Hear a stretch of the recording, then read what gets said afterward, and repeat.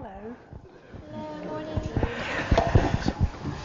Right, I'm really pleased that Judy read that passage. I had no idea she was going to read that, but it actually brings in different points that I'm going to say really nicely, so thank you, Judy. That was obviously the Lord. Today I'm going to look loosely at the idea of veneers, which may make you wonder. And I'm going to read first from some more scripture, and I'm going to read it from 1 Samuel. And I'm going to be reading about Hannah, the mother of the prophet Samuel, who we hear about at the beginning. There's a lot of names at the beginning, so if you bear with me and my pronunciation. There was a certain man from Rathamaim, a Zuphite, from the hill country of Ephraim, whose name was Elkanah, son of Jeroham, son of Elihu, son of Tohu, son of Zuph, an Ephraimite. He had 2 wives. One was called Hannah, and the other Peninnah. Peninnah had children, but Hannah had none. Year after year, this man went up from his town to worship and sacrifice to the Lord Almighty at Shiloh, where Hophni and Phinehas, the 2 sons of Eli, were priests of the Lord. Whenever the day came for Elkanah to sacrifice, he would give portions of the meat to his wife Peninnah and to all her sons and daughters. But to Hannah he gave a double portion, because he loved her and the Lord had closed her womb. Because the Lord had closed Hannah's womb, her rival kept provoking her in order to irritate her. I think the word irritate is a slight understatement there.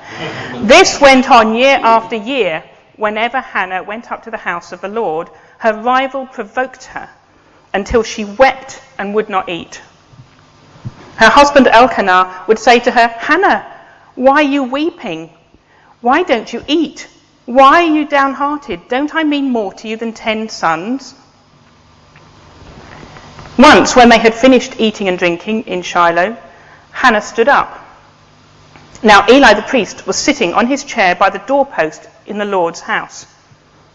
In her deep anguish, Hannah prayed to the Lord, weeping bitterly.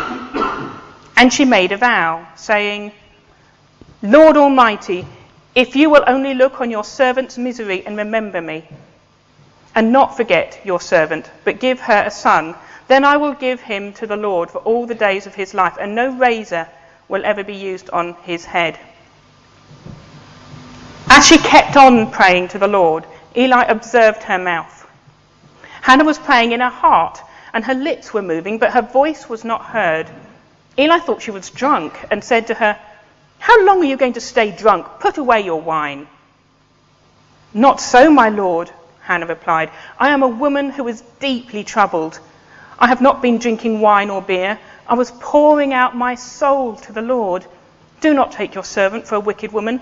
I've been praying here out of my great anguish and grief." Eli answered, "Go in peace, and may the God of Israel grant what you have asked of him." She said, "May your servant find favour in your eyes." And then she went away and ate something, and her face was no longer downcast. Early the next morning they arose and worshipped before the Lord, and then went back to their home at Ramah. Elkanah made love to his wife Hannah, and the Lord remembered her. So in the course of time, Hannah became pregnant and gave birth to a son. She named him Samuel, saying, "Because I asked the Lord for him." And it goes on to say how as soon as Samuel was weaned, she actually dedicates him to the Lord, and she takes this child she has longed for so long, and she gives him to the temple. She sees him once a year when she would go up and take a little coat she had made, and she would give it to him once a year. This longed for child she then gives away as soon as he's weaned and able to live away from her. He would have been quite a small child at that point. That's a huge sacrifice. And we are told she goes on to have other children after that, in actual fact. So the Lord does bless her. The reason I like that story of Hannah is because Hannah is real. She lets her emotions really go. She gives in to what she's really feeling. And you get the feeling this is somebody who's kept it in check for a while. She would get really irritated and not eat.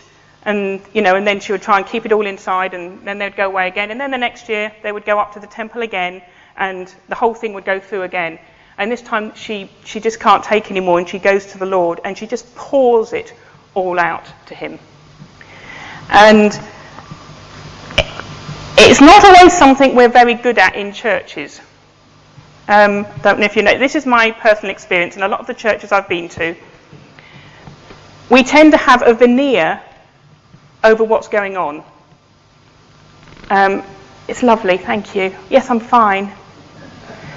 And fine, I was taught at college, there was a rude version, which I won't describe to you, and there's a non-rude version, which is fine is an acronym, and it stands for fraught, insecure, neurotic, and emotional. So, I'm fine. Yes, I think we've all been fine. And Hannah let it all out before the Lord. And we're told she wept bitterly. She says she was in great anguish and grief. She was so distressed in the way she was acting that Eli thought she was drunk. Her behaviour was such that he could not see that she was sober. But she takes her pain and doesn't just let it out, she lets it out to the Lord. And I've got a lovely painting at home which I completely forgot to put on the slides, which we're going to see a little bit later into the sermon.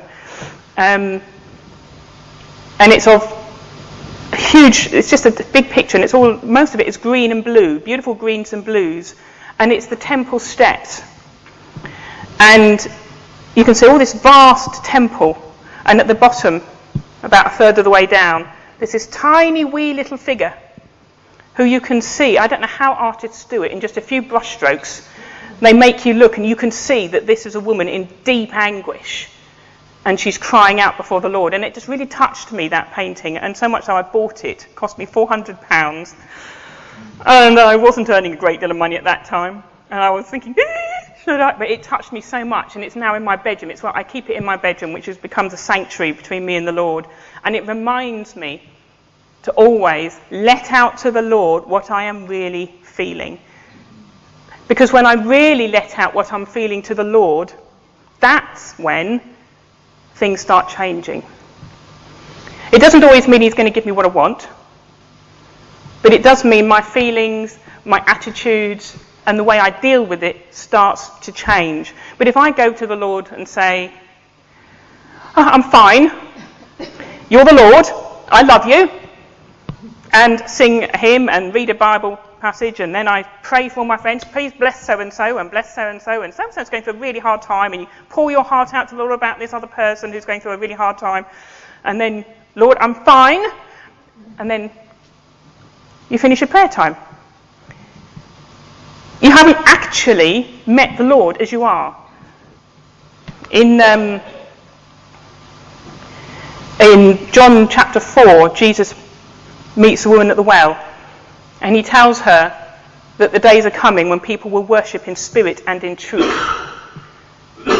There's the truth of who God is and who Jesus is and all that he's done, but also there's the truth of who we are, what we're feeling.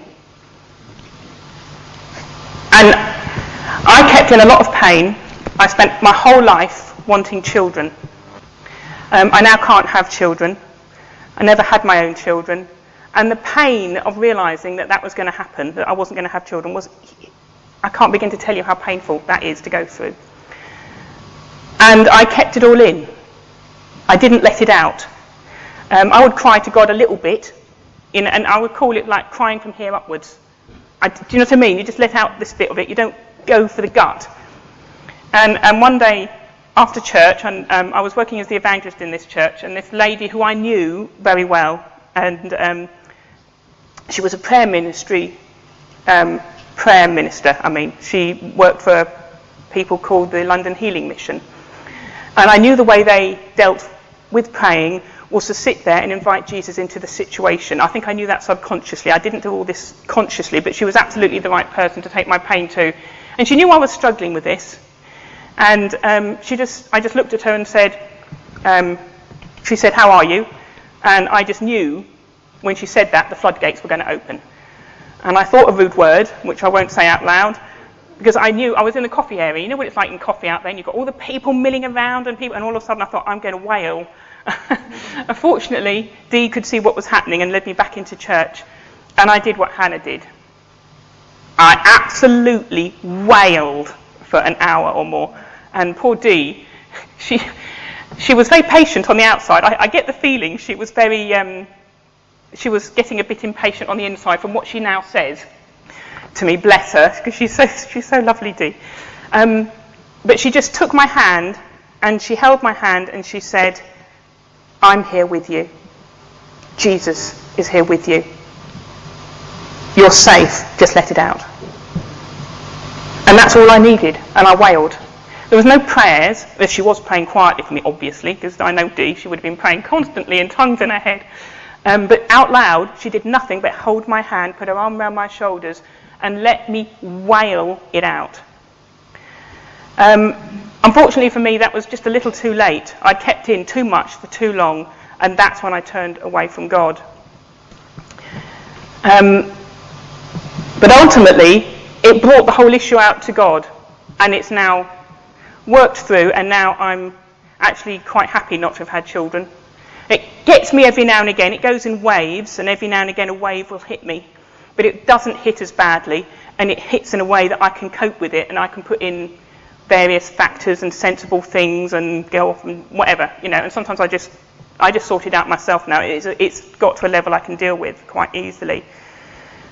But if I hadn't done that, I would not have the reality of and depth of relationship I now have with God, because I let out who I really was to God. And when I really let out who I was to God, and I started seeking him for who he was, that's when the transformation has happened. And a year after I came back to faith, God's completely set me free from the compulsive overeating and the food addiction. It's real. Do you know what I mean? When that power of God hits you, it's real and it's life-changing. Another good reason to allow ourselves to cry out and take off that veneer that's covering our pain is that tears actually that you cry when you're emotional are different from tears that you cry when you've got something in your eye and it's just a physical reaction to having something in your eye. They're different. They contain hormones that tears that are just a physical reaction do not contain. If you're crying emotionally, you're actually releasing something in a physical sense. You're releasing various hormones. And it's only that recently that I realised that. And suppressing tears, I don't know how many of you have ever suppressed tears. Keep suppressing it down, and it builds up and up, and in me it gets a headache. I get this boom, boom, boom, because you need to wail it out, and you haven't done. And that's why I like Hannah, because Hannah wailed it all out to God. She ripped off the veneer. And especially in this country, we do have a bit of a stiff upper lip. And we tend not to keep letting out what we're really feeling. This doesn't mean that I think we should go weeping and wailing to every single person we meet. That would be unhelpful. I think if you've got things going on, you need to pick one or two people who you can trust, like I chose Dee, and she was the one who was with me. So if you let out a lot of grief to everybody, it's not everybody can cope with that or knows how to respond to you. So we need to pick people wisely to a certain extent.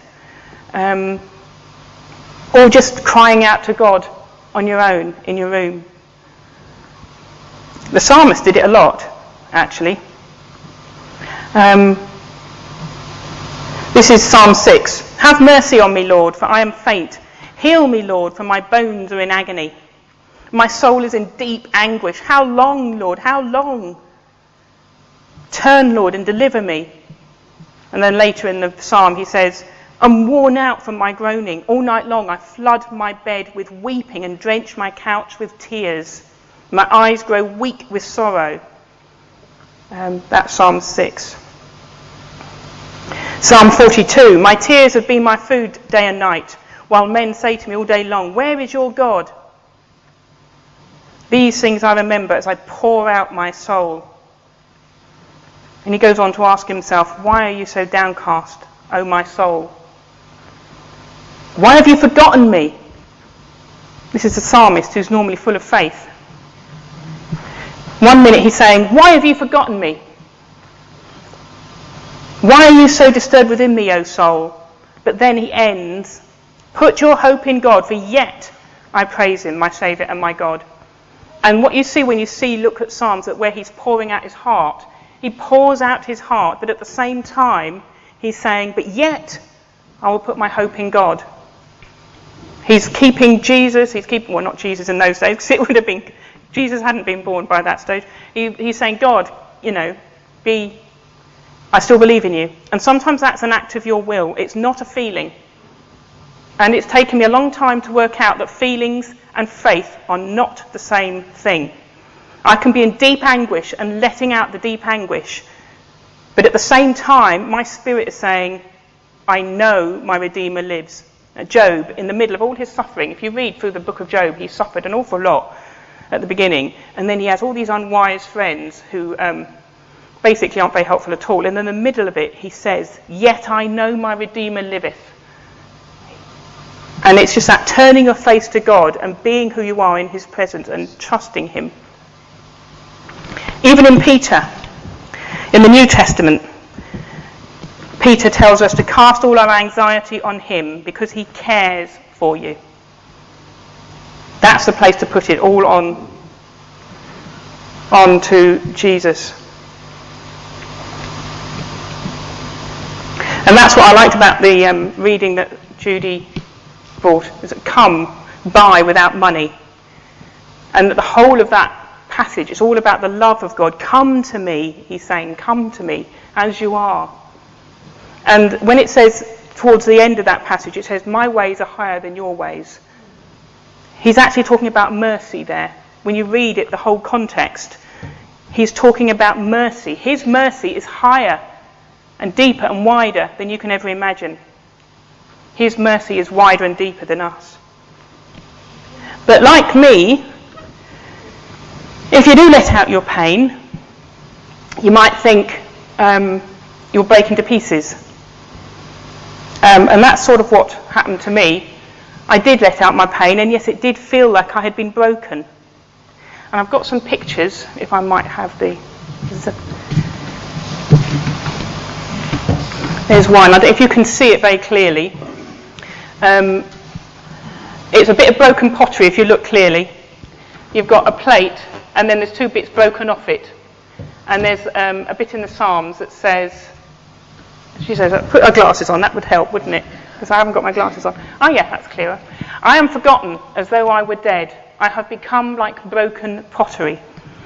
And can I, yeah. The bottom one. Okay. So, I've become like broken pottery. You sometimes feel like broken pottery if you feel that's what's going to happen to you if you let out your pain. Keeping that in mind, I'm just going to read you something called, it's a poem, it's called Broken Dreams. As children bring their broken toys with tears for us to mend, I brought my broken dreams to God because he was my friend. But then instead of leaving him in peace to work alone, I hung around and tried to help with ways that were my own. At last I snatched them back and cried, how could you be so slow? My child, he said, what could I do? You never did let go.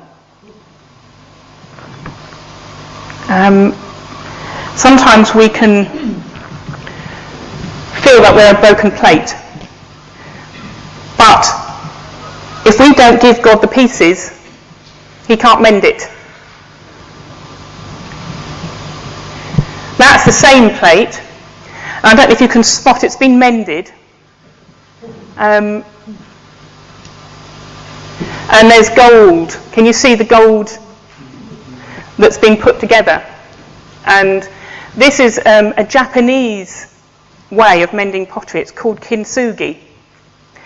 And the Japanese take these bits of pottery, they put them together again with resin, and when the Japanese do it properly, they do it again and again and again, and they put more and more resin in and build it up. You can buy quick kits apparently now. I've discovered all this online this week to do it at home, but they go to town and really make sure it's solidly joined together. And then the final layer of lacquering has gold dust mixed in with it. And so real gold is put onto the plate, and you've now got a plate that looks different than it did before, but actually it's more beautiful because it's got gold running through it. Whoops. Kintsugi, golden joinery it means, or kintsugi, right? Sorry if you're Japanese, my pronunciation is appalling. It's the Japanese art of fixing broken pottery with a lacquer resin sprinkled with powdered gold, which is what I just said. Now what I like about that example, it's got a different coloured piece. Can you see that completely different coloured piece that's been put in? And there's another one to the left, on the left-hand side of the bowl. And I think that makes that different. It makes it more, to me, I think it's stunning. I'll keep wanting to look at it. And for me, with the example I gave about not having children, that God's filling that space with something else. And it doesn't look the way it did initially, but now it's going to be more beautiful if I give the parts to him. And then we might be like having gold veins of gold run through us when we allow him to put us back together again. Yet you, Lord, are our Father. We are the clay, you are the potter. We are all the work of your hand. He can take the broken pieces and make us more beautiful. So really it's a plea that we would, in the appropriate circumstances, take off some of the veneer that's covering what's going on and bring it to God and allow him to take the broken pieces of our lives and to create something beautiful. But as that poem says, you have to let go. Come to me, all you who are heavy, weary and heavy burdened. I'm doing this from memory now, I'm not reading it so I'm getting it wrong. When Jesus in Matthew 11 says, come to me, all you who are weary and heavy laden, and I will give you rest. But we have to give it to him, and it's hard. Letting go of my dream of having children, it was hard work. But now, like on Sunday, last Sunday, I wasn't here because it was my 50th birthday and I was off celebrating with my family, and my sister's got 4 children, she must be mad, and she's doing an MA, even madder. Can you believe it? You've got 4 children aged between 8 and 1, and she's doing an MA and she's got a big house to run. I mean, blessings. I go home, I don't have to cook for anybody, I don't have to clean for anybody, I can have the house a complete mess, I can watch what I like on the telly, and the cat doesn't mind what I watch on the telly. He does mind where I sit, funnily enough. He's got his own chair, and if I sit in his chair, he glares at me. But I can now enjoy my nieces and nephews. And I got a beautiful painting. My niece, who's 8, did this lovely painting for me, and she didn't know what my favourite colours were, which are orange and brown. And she'd done this beautiful picture.